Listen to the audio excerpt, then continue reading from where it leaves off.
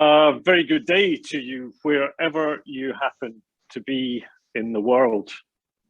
Welcome to our third in a series of events looking at the impact of bounce back loans in the UK market. I'm Bill McCall, and on our header screen, you'll see those who are joining me, and I'll come to those in a moment. So in this session, we will look at the state we are in now, as it seems that the unwinding of COVID restrictions and what might be described as the new normal is beginning to emerge. There is a question function on this call, and I will aim to get through our audience questions and deal with those matters not covered in the course of the substantial conversation in the final segment. On a best endeavour basis, of course, I always have to say on a best endeavour basis, with such an august panel around us, time is always going to be against us. So with me today is that veritable array of smart people with unique and valuable views on the situation as they happen to see it. As a snapshot only of their illustrious careers, I'll endeavour to do them justice, but full details are available on the Chartered Banker Institute website. Jane Fuller returns to our panel and is a senior fellow at the Centre for Financial Innovation. Moreover, if you've read the Lex column in the Financial Times in days gone by, you will have no doubt read Jane's words. She has also mentored and coached and cajoled a brand new cohort of FT journalists over the last while and writes extensively on financial matters with a deep and meaningful knowledge of the sector. We also welcome back Martin McTague, who's the National Vice Chair for Policy and Advocacy at the Federation of Small Business. Steve Pateman, who is a new joiner of this panel, is the current president of the Chartered Banker Institute. Steve is a recovering lending banker and now a pluralist. He also sits on a bank board. So Steve today will be our gamekeeper turned poacher, or maybe it's the other way around. I'm quite confused these days, Steve, as to whom is whom. We also welcome this time Mike Conroy, a director of commercial finance at UK Finance, who brings his heft and knowledge and that huge bookcase behind him, every single one of them he has read. And his unique window on dealing with policy in action. So to all of those panelists, welcome. Now, before we gathered today, if you're watching this live, there is a British Business Bank research piece just released in the last little while. We will make sure there is a link on our social media, and I'm sure the team can make sure it's on our Twitter link and all of that sort of stuff. It does make very interesting reading. Sort of foot on the ball moment to pause for thought and think where the world has got to in financial terms post the biggest impact in global health over the course of the last 50 or 60 years. There is no doubt that the furlough scheme prevented a tsunami of unemployment, and various schemes, of which the one we'll talk about today, were part of a much bigger jigsaw to play a part in keeping things moving through the peak of the pandemic. It will have all collectively in aggregate have cost the UK taxpayer somewhere around 400 billion, maybe 450, 500. What's 50 billion amongst friends these days? The numbers are just simply colossal, maybe even more. And as we meet today, the number of sadly lost souls, people who've died with or because of COVID, is cruising close to the 6 million number globally. So that gives you an idea of the context against which we're dealing. In the financial side, there may be some caution emerging in this lending aftermath. Will there be repayments of loans? Will there be defaults? Will there be more fraud along the lines of those published in newspapers that we can read of? And have some lenders gained on the back of lending through the pandemic?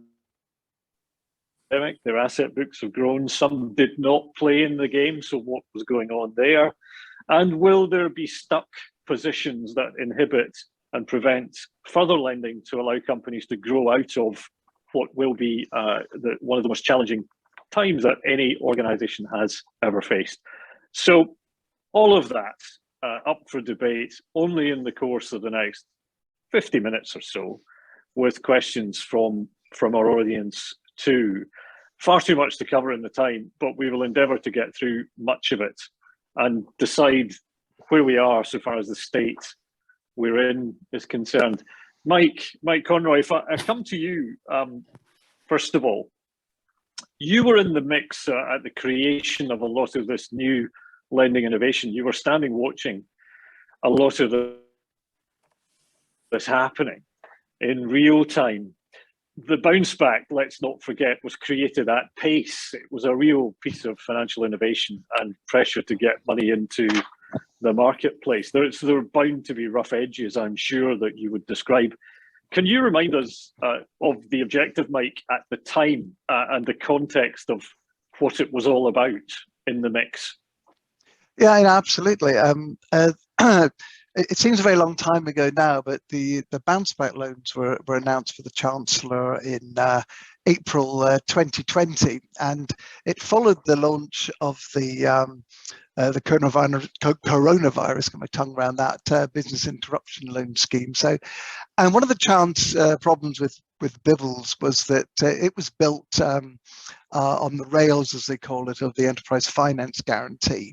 And the enterprise finance guarantee was probably responsible for less than 1%, maybe 2% of all sort of SME lending was being used to support it. So not really a sort of a mass market scheme.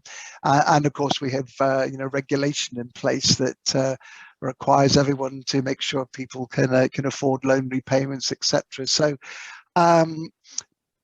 we're finding that money wasn't going out the door fast enough to support businesses during the time of CBILS.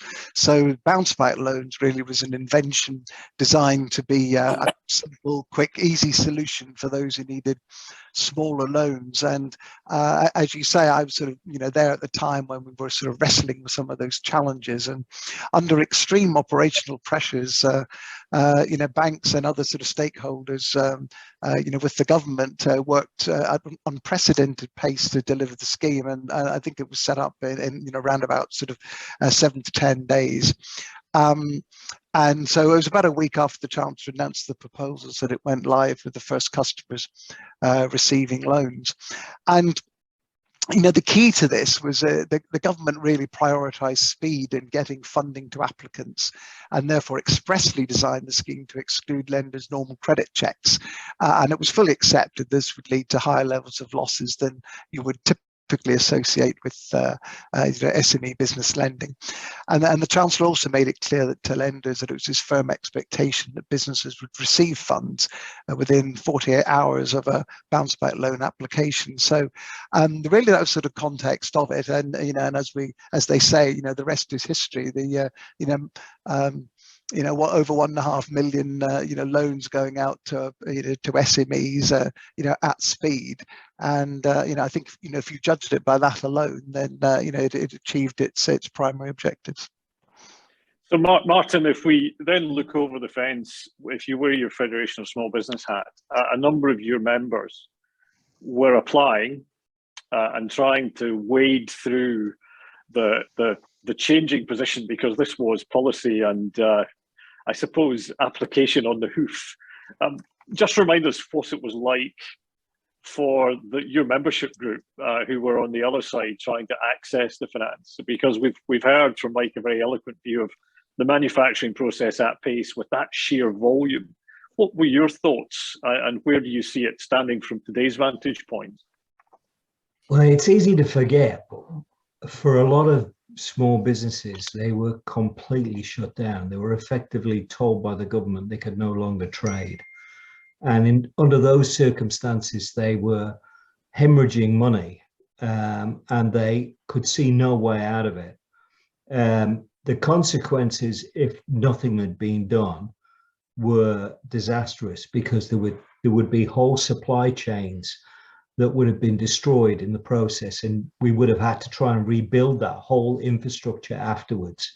Now, When Sybil's was first introduced, that's a sort of forerunner of bounce back loans.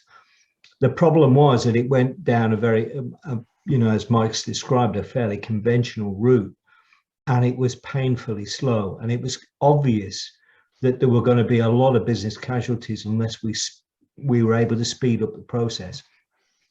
A lot of people referred to schemes that were operating in Switzerland in particular, that had light touch operation, and they were essentially self-certified. And that was seen as something that could rescue the situation. And it was critical that we moved quickly. And as Mike says, there was an acknowledgement that this would lead to problems with some businesses just simply not being able to pay this back, and some element of fraud as well. But because of the nature of the crisis, everybody accepted that was something that was going to happen quickly. So Steve, as a former practitioner, and now you do sit on a bank board, but you're sitting on the other side, probably, I guess it was uncomfortable for you being involved in companies trying to access funding and whatever. But your observations, please, of your former profession when you were a lending banker. What were you seeing going on there? And is there an aftermath of something coming down the track, perhaps?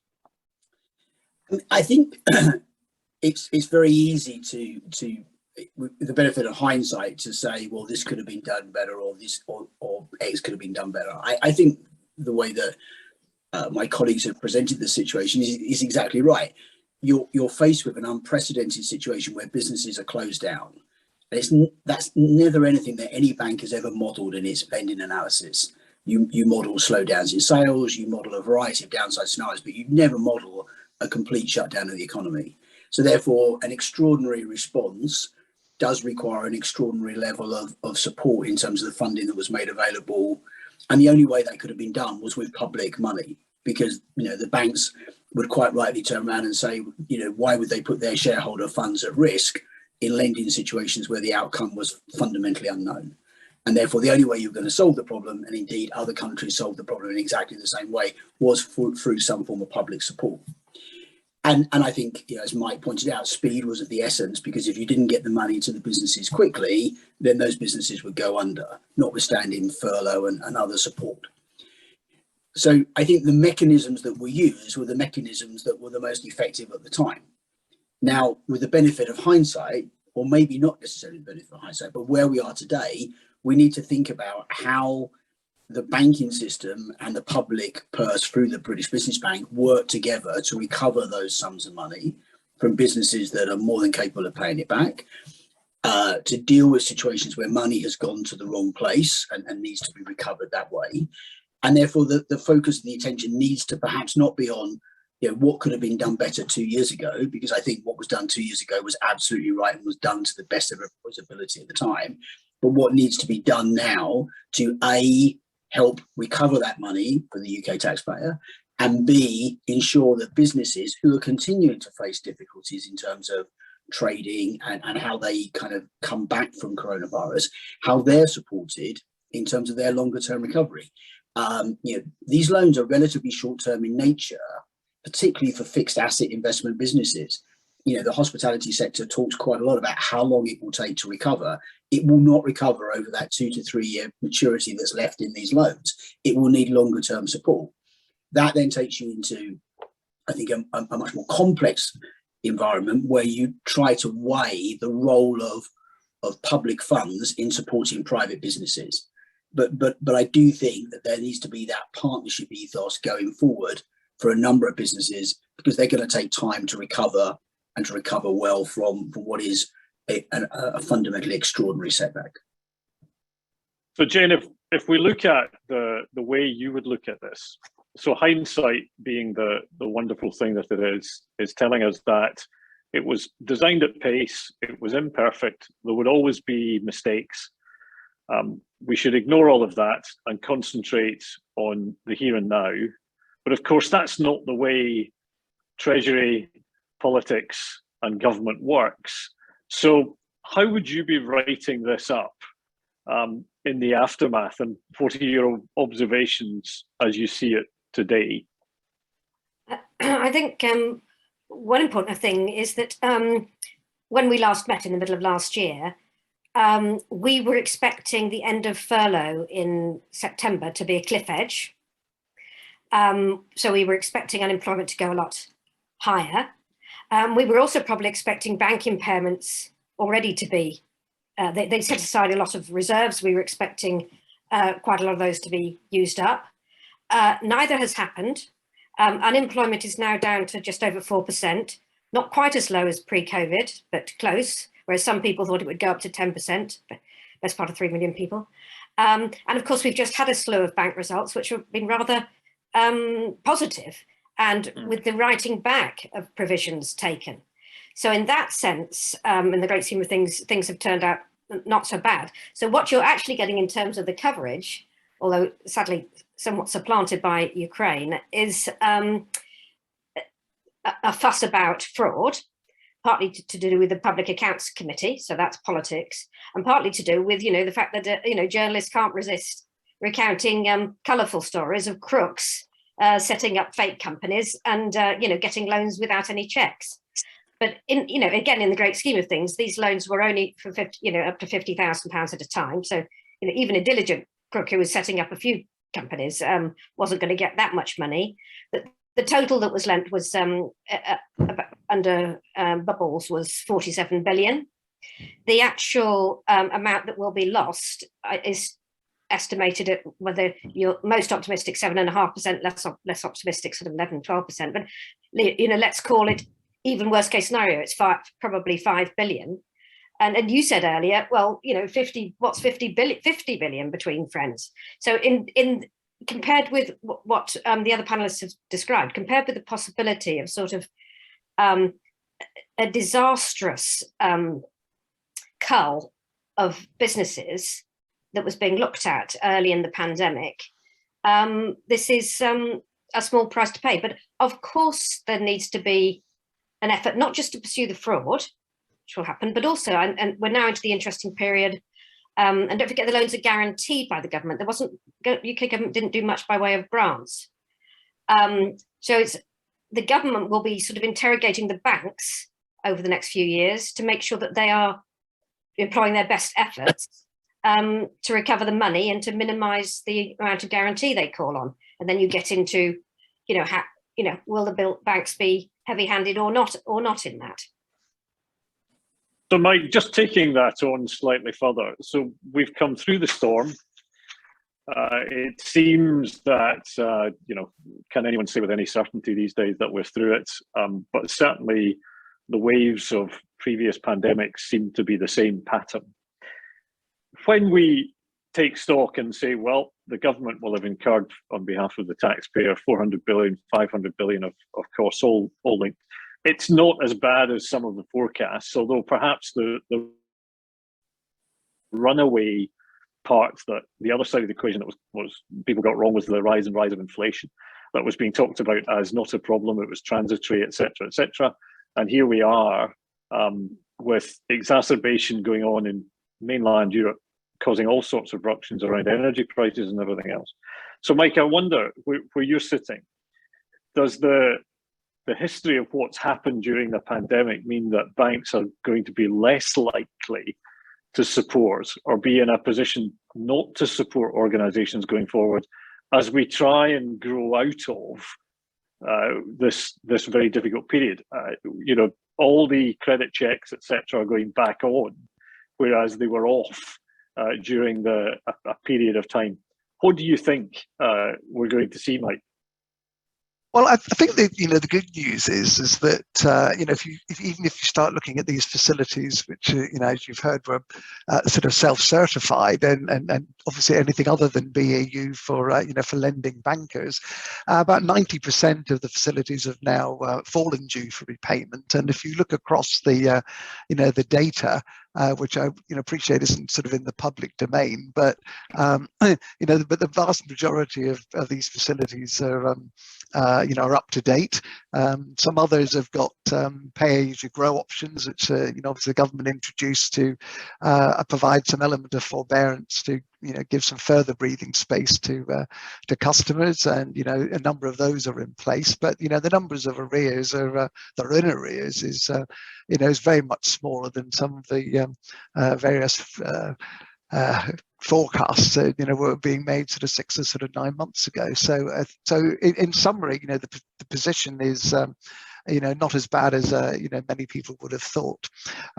With RLS, it's far too early to tell. Okay, but of course those are sort of credit assessed facilities. But I think people will be broadly pleased, including the government, whose guarantee it is, with the current state of play. But of course it's still quite early. Obviously, with the pay as you grow option being taken, some of these bounce back loans could be around for up to 10 years. So it would be probably wouldn't be prudent to get too carried away with it. But so far the figures aren't looking too bad. In terms of overall SME demand has dropped back. To give you a bit of context for this, the gross lending was sitting at 34 billion in the second quarter of 2020. In Q4 2021, we were back down to just under 5 billion, which is pretty much at sort of pre-COVID levels.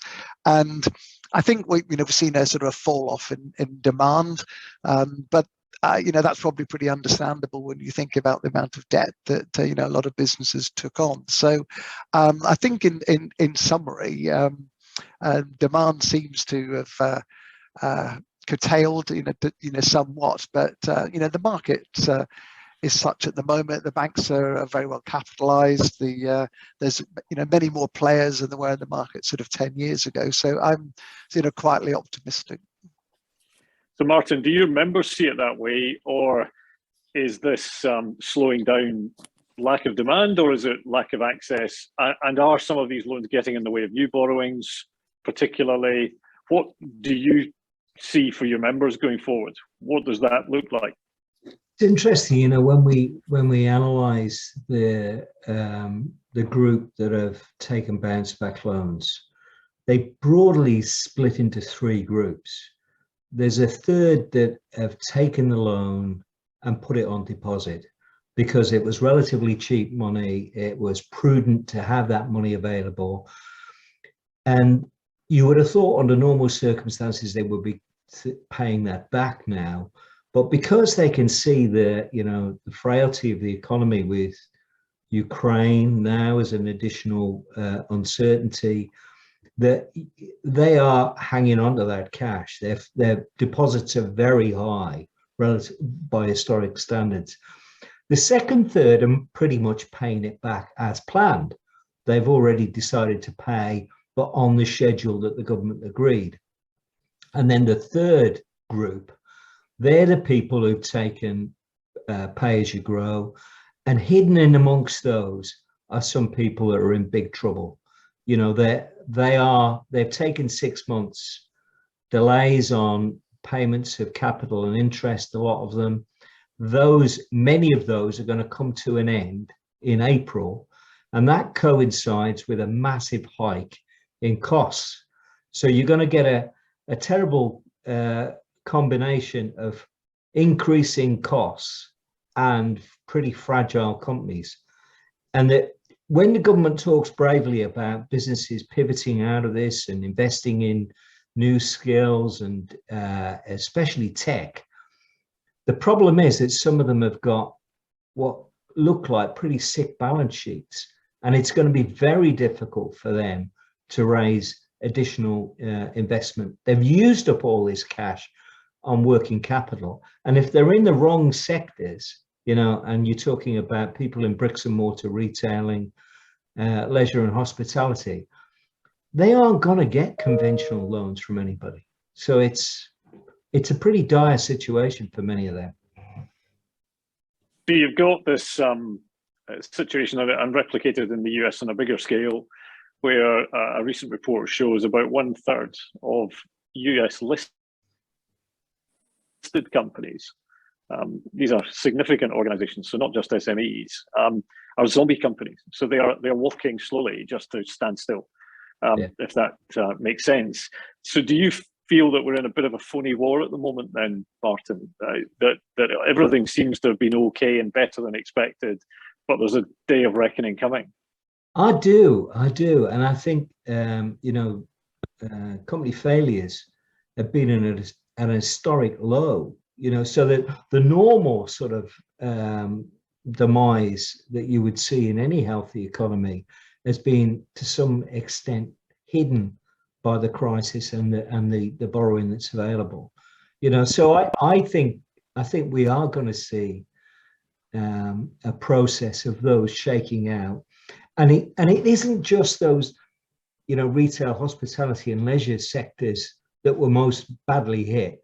There's the whole supply chain that supplied them, and they are literally thousands of companies that say supply restaurants or leisure facilities or theatres or whatever. They are the people who they're not obvious because they're not in the sectors affected, but they will be suffering. So Steve, Jane mentioned the bank reporting season, and you alluded to that. Are there some institutions, can you say old banks, neobanks have fared differently, or are there those in each different camp who perform better than others? Because I do sense that some were more active in lending through the pandemic using the schemes, and some didn't. I mentioned in the intro at the start, some seemed not to play at all. So was there a degree of balance sheet asset inflation going on, growth, opportunistic? What was your view, Steve? And if you had been running a bank balance sheet at that point in time, what would you have been doing? Before I answer the question, I think Martin makes a very good point, which is the SME sector or the business sector in the UK has taken on a colossal amount of debt that it wasn't planning to take on. It would have had leverage capacity to go invest in new technologies, acquisitions, capital investment, and all of that is definitely on the back burner. And I think it's absolutely right that we focus on the shift in gearing that has arisen as a result of the pandemic. It is colossal. It may be different for different businesses, and there are some winners in businesses as a result of this. You've seen that in some of the share price performances and results of companies, but there are many companies who are in a much worse position than they anticipated, and a lot of that worse position manifests itself in debt, and that will affect demand for credit going forward, and it will also affect bank lending appetite for those types of businesses for a relatively long period of time. Now, turning to the question you've asked, I think that it's clear from publicly available information that a number of banks participated to a very great extent in the government schemes. There's a lot written about Starling Bank's participation, for example, in terms of the way it's transformed its balance sheet. Recent results from Close Brothers show that they were a heavy lender into the various government schemes, and since those schemes have closed, that lending demand has dried up somewhat. So there's a lot of publicly available data that says, X did quite a lot of lending and Y did quite a lot of lending. And frankly, you look at the numbers from Mike, 35 billion of lending down to 5 billion, there's going to be quite a lot of, losers in that in terms of, what your balance sheet looks like going forward. The question for organisations that participated in the government schemes are that as those loans repay or default, that balance sheet will reduce. So unless you replace those loans, which I think will be quite hard, then you'll see a contraction in your balance sheet, and very simplistically, your profit and loss dynamics will diminish because you'll have less revenue and probably the same amount of cost, and the outcome is a lower profit. So I think there's that to be worked through, and I think that's taken the equity market a little bit by surprise for those people who were heavy lenders and then subsequently came away. I think if I was running a bank during the process, I would want to support my customers, and therefore I would want to do whatever I could to effectively help them come out the other side. So I think I would participate, but I would try to perhaps participate in a balanced way so that my balance sheet wasn't entirely skewed towards those types of schemes. And Shortbrook, which obviously a bank I know quite well, I think did that pretty well in terms of getting that balance. I think in terms of where we go from here, it is going to be difficult, and I think that there will be.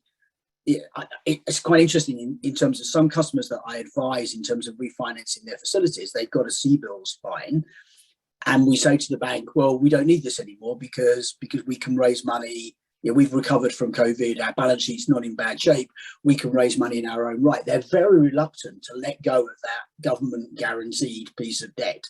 Very reluctant. And that would concern me a little bit, because there are companies out there who could repay the CBILS loans, perfectly capable of raising money in their own rights, and the banks are kind of holding on to that little bit of security. And I don't think that's particularly helpful. I think banks have got to learn to wean themselves off the scheme as much as businesses have got to wean themselves off the scheme. So the weaning process is probably something that needs some focus at this moment in time. And I'm sure the teenage scribblers, as they are called, that cover the banking sector. The banking sector analysts will get to the point of understanding the lines of revenue that organisations who benefited from bigger lending books on the back of it. Martin, just to come back to you, Helen's asked the question, she's online watching. Do you feel from your membership body that you have got more difficult situations for smaller businesses to borrow from banks? It's a fairly binary question. Is the view that it's more difficult for the conditions that have been stated? Yeah, there is definite signs that it is a lot more difficult. The rejection rate is crept up to about 35% now, whereas it was down to single figures during the pandemic. And I think that was largely because if you're rattling out bounce back loans, there's not much of a rejection rate. But there is definitely a much tighter market. The people who are back in looking for loans now, a lot of them are not in great shape, and they're borrowing with pretty shaky balance sheets, or trying to borrow with pretty shaky balance sheets, and not a great future ahead of them. RLS is not attractive to the majority of, well, either banks or small businesses, because it's sort of returning back to enterprise finance guarantee, very bureaucratic, slow moving, difficult to get hold of. Banks want you to go for business as usual type products anyway, so they tend to steer you the other way. So I think we're getting back to a situation where those people who've got balances, who've borrowed money but have got it on deposit, are keeping that money and not in the market for further borrowing. The people who are in the market are the more shaky ones. So Jane, if I may turn to you then. So there's two things here that alarm bells are ringing for me. One is there's a compression of lending, because some banks are reluctant to give up the government guaranteed positions. Well, you can understand why that's probably attractive to retain. And secondly, is there now an inhibitor to growth and recovery, because the SMEs that are the backbone of the UK economy have balance sheets that are in difficult places. Those who don't want to borrow money don't need to borrow money, but those who do are finding it ever more difficult to do so. So is that, Jane, does that look to you like a collision of events that causes a deferred problem? To some extent. I mean, on the RLS, the recovery loan scheme, I think it would be very disappointing if it went back to sort of, effectively 3 or 4 years to really restricting access to finance. The British Business Bank's report showed actually that, particularly with London in the vanguard and benefiting most from this, not only was lending, but also equity financing in 2021 was twice what it was in the previous year, and venture capital. So actually, I think and access to alternative finance, whether it's invoice discounting or whatever. So I think actually one would hope that lessons have been learned, and that the especially with the improvement in competition through the use of challengers and other banks in this process, I would be less pessimistic about access to finance. But in terms of looking ahead, what I would be worried about writing about small businesses is the uncertainty. So we, at the end of last year, and all these reports are lagging to some extent, there was quite a rosy outlook for the growth in UK GDP. And Omicron has passed. And there was also an expectation there would be quite a pickup in business investment. I think all of those things are looking a bit worse on that front, partly because of Ukraine and uncertainty, but also partly because, and these are linked, of the sort of cost of living issues. So I think that from the small businesses point of view, the British Business Bank survey showed that their main priority was to maintain or increase sales.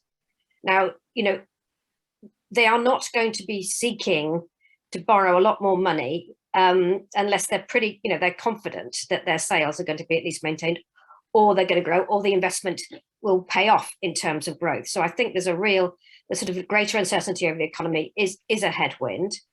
And then there's a few cost problems. There's the tight labour market, there's the supply chain issues.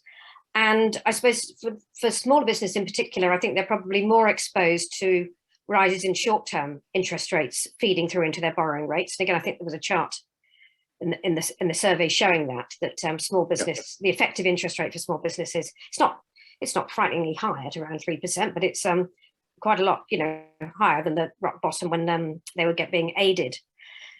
So I think that those are the sorts of things, areas where I would think that the difficulty is going to arise. Obviously one hopes that the lessons learned from more flexibility in lending will be applied as, companies are helped through these more difficult circumstances. And Jane, just to take that on to its next point, when we get to the inevitable public inquiry, and there may be several, and it may be lengthy, and it certainly will be expensive, and lessons will have been learned. Who do you think at that point? Because as you've highlighted quite acutely, the vantage point we had a quarter ago is very different to the picture that we see now. By the time we get to the public inquiry, who is going to be blamed for whatever it is that went wrong, do you think? Oh, I would have thought that the mistakes in public procurement, whether it was billions thrown at too many billions thrown at track and trace, that's those sorts of bills I would have thought would be in the spotlight more than small business defaults, or even the odd lurid case of fraud. That's not to say that they'll get neglected altogether, but I think it's much better for the politicians to go first for other politicians, the other party or the government or whatever, than it is to start going for banks unless, and this is where banks have to be careful, because unless banks are showing signs of being either very mean in lending to support what will be described as viable businesses, we should come back to the zombie issue, but they'll be described as viable businesses, or that they're being heavy-handed in trying to recoup loans made during COVID.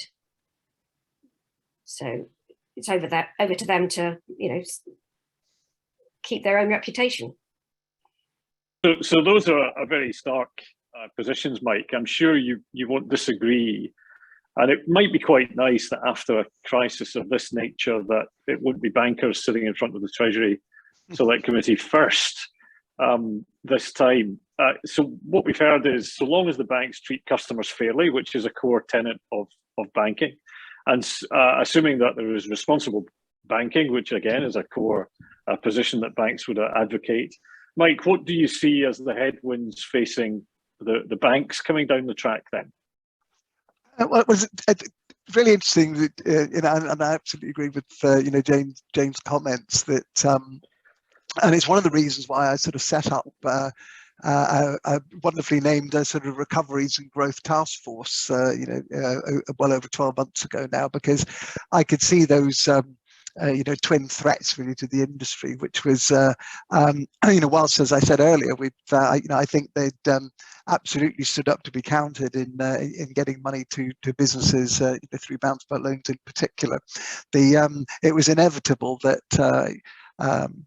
that the spotlight would then turn to this recovery process and the delicate balancing out really between doing your utmost to get funds back, but obviously recognising these are government guaranteed schemes. You've got a very important stakeholder who is essentially going to call the shots of the strenuousness which you'd sort of recover the debt. So we've worked, the industry's worked very closely with the government to set out expectations in that regard, and we did at one stage think about setting up an industry utility that might be able to help with recoveries, but individual brands in the end decided they wanted to do their own thing. But they all now very clear about what's expected of them, and as I say, obviously they'll be judged on how how well these processes are carried out. But but as I say, there's no doubting their intentions and willingness to certainly have learned from issues of during the past crisis in terms of conduct on that sort of recovery journey. And I think the other twin point was of course supporting growth. And I mean, again, at the last financial crisis, the industry came under very heavy criticism for not supporting SMEs when they needed funding. And I think now we are in a different place. And in the end of the day, the banks still need to lend prudently and in accordance with what's expected of them from the regulatory environment and and also in voluntary codes. But I think they will be looking to support viable firms, and it's not in the interests of banks to close their doors. And as I said earlier, there's a number of different providers with different risk appetites. But I think those are definitely two areas where the industry will be in the spotlight. So Martin, where are your members looking for assistance from you particularly? Where do they see you bringing some help? Is it in lobbying government or is it practical? No, I mean, fundamentally, we're a lobby. We were set up 50 years ago to battle to make sure the voice of small businesses was heard by government. We're pretty effective in doing that. But I have to say that there is a big bunch, and Mike knows this, of SMEs that are still pretty sore about the 08-09 crash and see banks as the bad guys, and they behave badly during that period.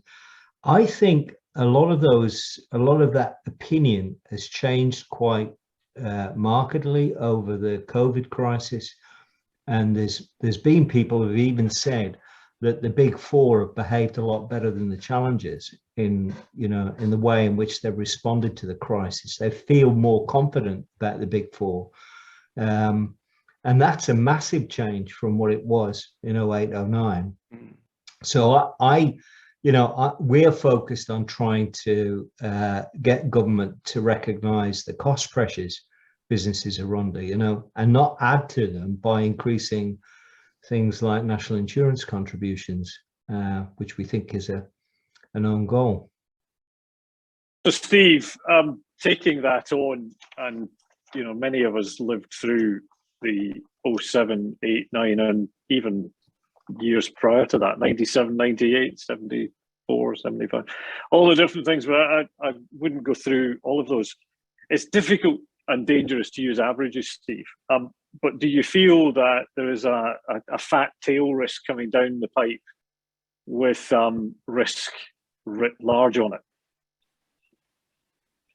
I wouldn't describe it as that. I mean, I think if you think about the passage of time, risk dynamics have fundamentally changed, and they've changed because the banking industry has to face into new scenarios against which it has to assess the risk of lending to a business. And there's a sense that, there isn't a right answer. Banking is, I think, at its heart about making a judgment whether you're lending to an individual or whether you're lending to a business. Now, to a degree, judgment has been largely replaced by algorithms and technology in a lot of cases, and not necessarily with good outcomes. But nevertheless, I think you're going to have to exercise judgment, whether that is in the macro lending policies you set at an organization, so i.e. what's my appetite for hospitality or retail or manufacturing, and that's probably where the judgment will come through. So I think banks will need to think about how they exercise their lending judgment to support their customers, but at the same time to look after their shareholder returns. I think that IFRS 9, which has been the big influence on the way the provision cycle has looked this time round compared to previous times, undoubtedly exacerbated the losses that were written off in 2020. But the model wasn't really designed for a COVID crisis. It was designed for a natural GDP cycle, and the reversal of that has been seen in the 2021 results. I think if you kind of look across the provisions taken in 20 and write backs in 21, you probably find the net position is not vastly different to what you would expect as a result of the type of cycle we've been to.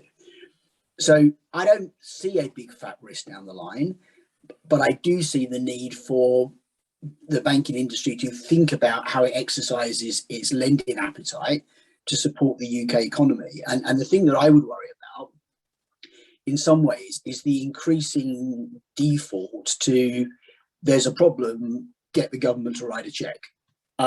Because ultimately you then end up in a subsidized economy where when there's the downside, if there's a downside risk, the government takes it, and if there's an upside, then the business takes it. And I think that would be a very poor place to be, which is why I think companies who can repay their CBILS lending should be encouraged to do so. And when they go along to a bank and say, look, I'd like to restructure my finances and drop the CBILS lending, I think the bank, unless it's a completely crazy suggestion, should be trying to achieve that, so that we try and get back to that ethos that I provide equity as a business owner, I accept the risk of providing equity, and I use debt to effectively get the right leverage in my business. And actually public interventions don't happen. I mean, public interventions, I think, had to happen in this case, but going forward, I think we should be trying to wean ourselves off them. I think that is possible with business and banks working together. And I don't worry about a big tail end risk, but I would worry about growth down the line if banks and businesses cannot find that common ground in terms of lending appetite. Jane, do you agree, or does that resonate with you? I could see that you were enjoying hearing those words. Now, that could mean many things, but what do you think? Well, I'm agreeing that banks have been seen as part of the solution this time, whereas after the global financial crisis, they were part of the problem. And that's preciously won sort of political capital for the banks. I think that they have, though, become more vehicles for public policy, and it's in sort of rather quite subtle ways. So I was, the bulk of a big chunk of the British Business Bank report is not actually talking about what we've been talking about. It's talking about, how banks should be more accessible to businesses led by people from ethnic minorities and by women, how it should be taking part in the levelling up agenda, and they should be helping to solve this sort of London and the South East doing fine, access to finance lagging behind elsewhere in the country.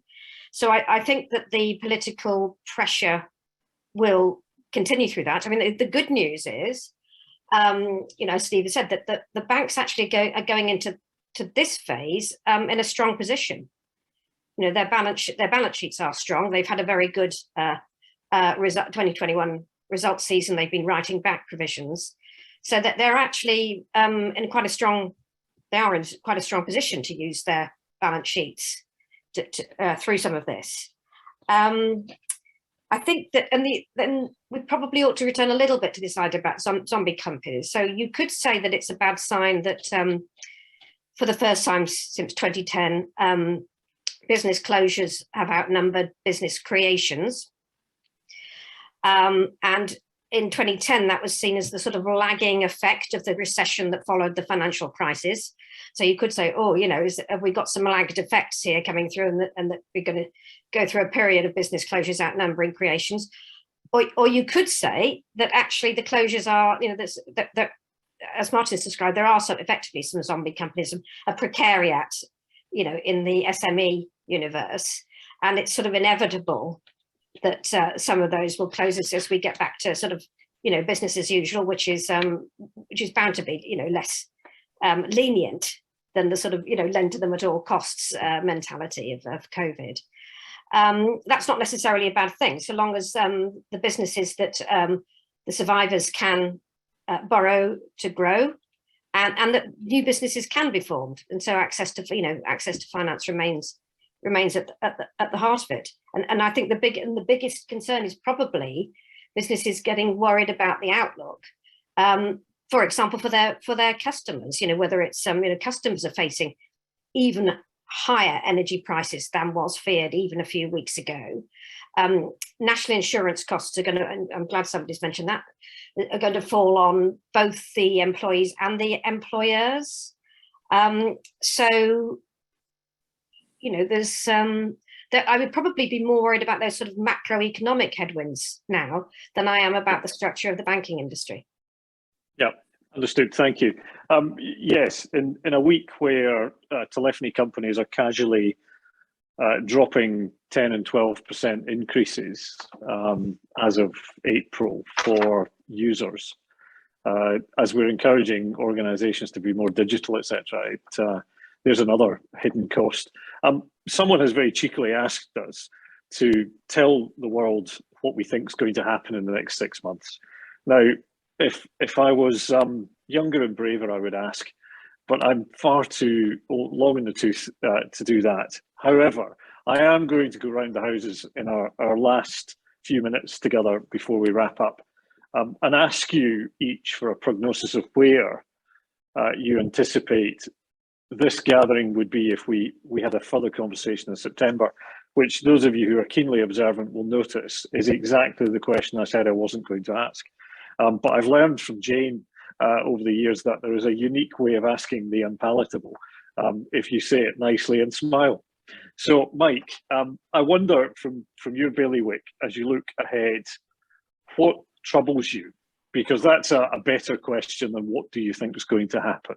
What are the elements that trouble you? And I'll come to each of you in turn. So, Mike, a brief view of what you think is causing a concern. Yeah, I think the inflationary pressures and the impact that'll have on businesses that are already heavily indebted would probably be the key, for me. And secondly, we will see, I think, an end to the current RLS scheme, and it really leaves to be seen what government puts in its place, if anything. And I think there is potential that they are looking to a very strong sort of additionality, and it could mean that the temptation to revert back to an EFG type product, which would of course then wouldn't mean some lending doesn't get done that would be done today. Jane, what about you? But I agree with that. I think I've sort of got April in my mind actually as a bit of a key month, partly because that's when the sort of national insurance kicks in, and also when the cap comes off or goes up on energy costs. And also in 6 weeks' time, we'll have a much better picture of the geopolitical situation. I hope. If we don't have a much better picture and there's some sort of stalemate in Ukraine, then actually, and this is a sort of sad thing, then at least the it won't dominate the headlines in the same way. So So I'm not going to forecast for 6 months, but I'm going to say look at what happens in April. Thanks, Jane. Martin, what about you? Well, the weird thing is I've been in this role for 6 years, I think, this year. And in that period, I've failed to forecast virtually every one of the major events. I did not see Brexit coming. I did not see a paralysis of Parliament lasting and 2 elections. And I didn't see COVID, strangely. And I certainly didn't see the Ukraine crisis. So all of these things lead me to believe that, you know, you can make predictions and then suddenly some massive event overtakes them all. What is clear, I think Mike summed it up, is that, you know, cost inflation is massive. SMEs are suffering more than most because they can't compete with their big corporate brothers when it comes to trying to get shortages of labor or materials that are in short supply. And that's going to put them at a big disadvantage. And that worries me because I can see that undermining the vibrancy of small business. And as we've said, vibrant small businesses are what keep the economy going. And it also keeps the big corporates on their mettle because they can't relax because they've got these little whippersnappers trying to take market share off them. And if you lose that as a part of the economy, you're losing a really important component. Thanks, Martin. Steve, never short of a look ahead. What's troubling you? So I'm naturally an optimist, and therefore, surprisingly for me, I'm actually quite downbeat. I think the next few months are very tricky. I think inflation is corrosive, and it fractionalizes society, and the weaker in society struggle much more with inflation than the well-off in society, and they're, you know, the weaker people in our society, the weaker businesses in our society are not prepared, are not capable of coping with that type of inflation, whether it be energy prices, tax increases, or indeed, you know, the types of increases we're seeing coming through in transport and communications and so on and so forth. And therefore there will be an inevitable push for wages to rise, to keep pace with inflation. We've seen, you know, that with the strike in London today with the tubes, and that will happen in other places as well. So I think we are losing control of the inflation spiral. Ukraine doesn't help that, but I think we are losing control of it, and the corrosive nature of losing control of it, I think, is a severe challenge ahead for families, for households, and for businesses. Undoubtedly, there will be winners in this, but I think the winners will be few in quantum. Their winnings may be large in quantum, but there will be few of them, and there will be many losers. And when you have an economy with lots of losers and few winners, it's not good for anybody in the long term.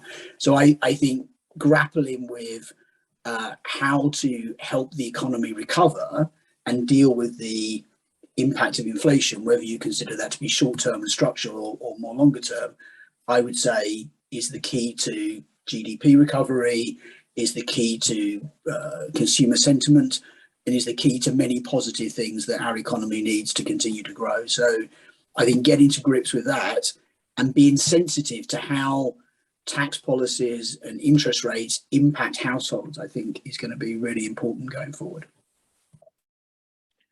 Steve, thank you. To all of you, our panelists today, thanks very much indeed for your considered opinions. It's always really helpful. As we close, there are a couple of pieces of housekeeping for our Institute members to be aware of. You can get further details, and the link to that specific piece of research that we've been discussing today as well will be made available through our usual social medias. So you're aware, our search for Young Banker of the Year 2022 is underway, and those who are, let's just say, a bit more well-developed in their professional career, the applications for Chartered Fellowship 2022 cohort has opened. So there's something at perhaps two sides of a career. And for those of you watching, you may not believe it, but this will qualify for your CPD log in due course. So to our panelists, thank you. It's been a pleasure to host this group today. To those of you watching, wherever you are in the world, we know we've got a huge membership overseas these days. To Emma at the Institute and Matthew particularly, thank you very much indeed for all of your good offices. And all that remains is for me to say thank you and goodbye.